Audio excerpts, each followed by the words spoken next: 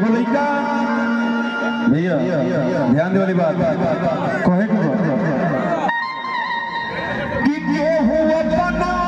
से चले तो जर जाएगा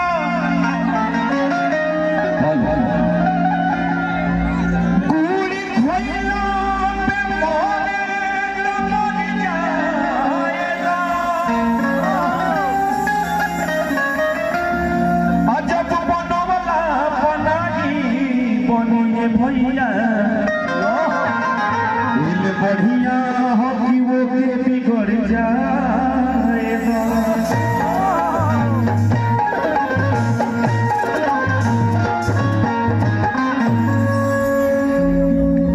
लेकिन कहे के बाद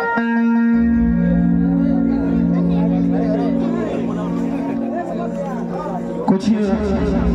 रंगीन मिजाज के गीत होके जोना पे डांस भी होके शुभम भाई गावत रहे बहुत अच्छा गीत पेश कैले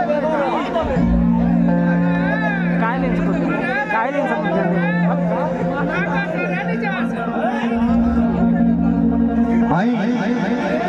एगो गीत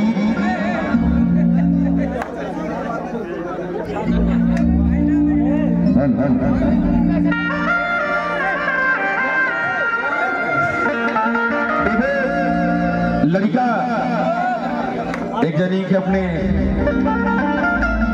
आजकल बेबी सोना जवन चलता उनसे कहता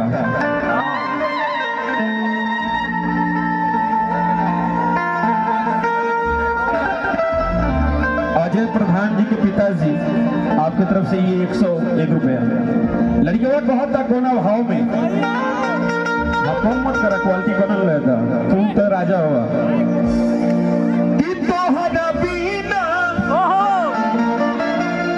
थोड़ा सा लंबा वाला डीले जला आवाज रुके अरे खाना पीना अरे लागे ये बढ़िया बेकार हो लड़के बात पहले भाई के देख के देखिए इतना सटला की आदत नहीं थी लेकिन क्या करी लाज लागे ना कबो कबो भीतरिए से कि तोहरा पीना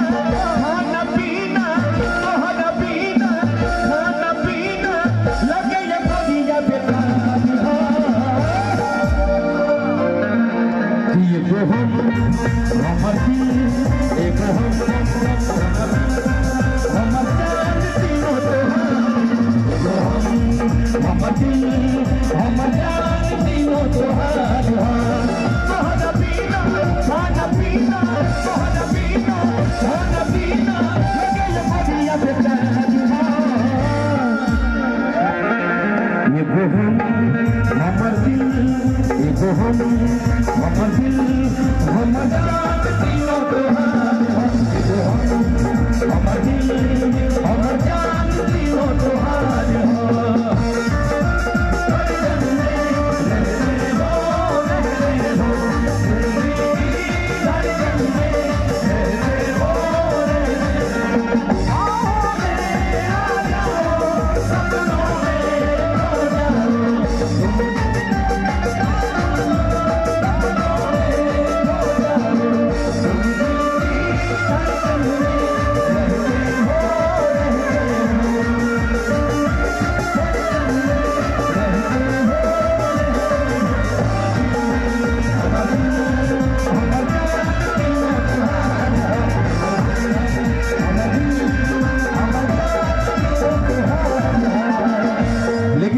कहले बा जब से देखले बाड़ी ये तोरी तोहर चढ़ल जवानी हो जब से देखले बाड़ी ये तोरी तोहर चढ़ल जवानी हो किसी ना हम खाना खाई ना पीले पानी हो किसी ना हम खाना खाई ना पीले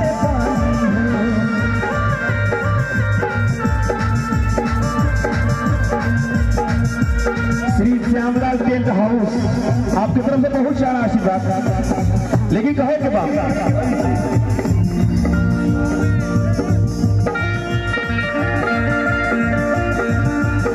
जब से देखो ले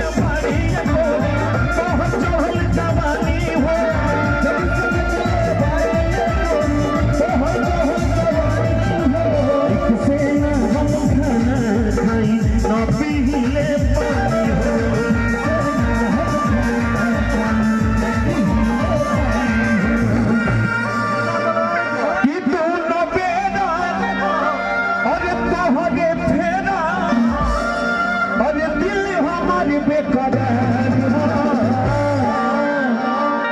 ये गो हमर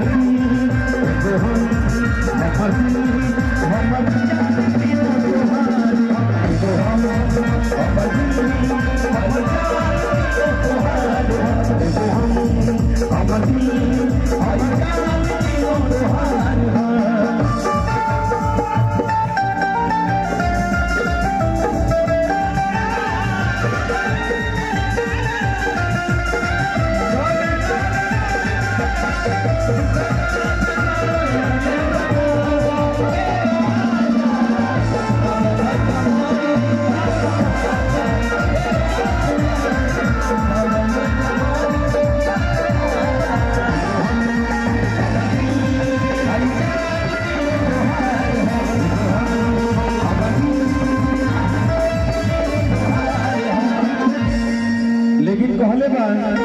तनी से भाव बदल की एगो लड़का यानी कि कमलेश टेंट हाउस बतौलिए भैया।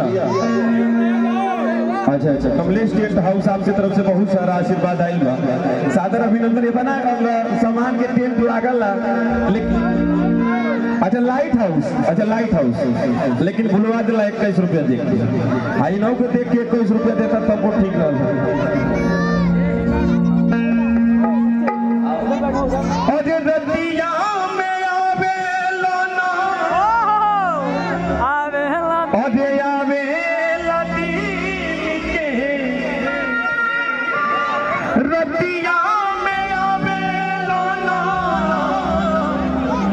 आवेला दीन के ए भौजी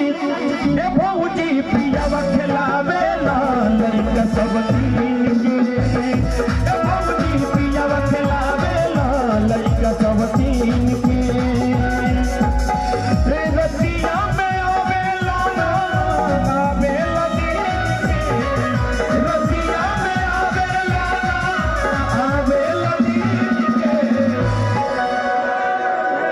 लोग ऐसे मत तो लोग की जिम्मेदारी है कि हम कहाँ ही पकड़े को हम तो गाड़ी तो जान धो ले।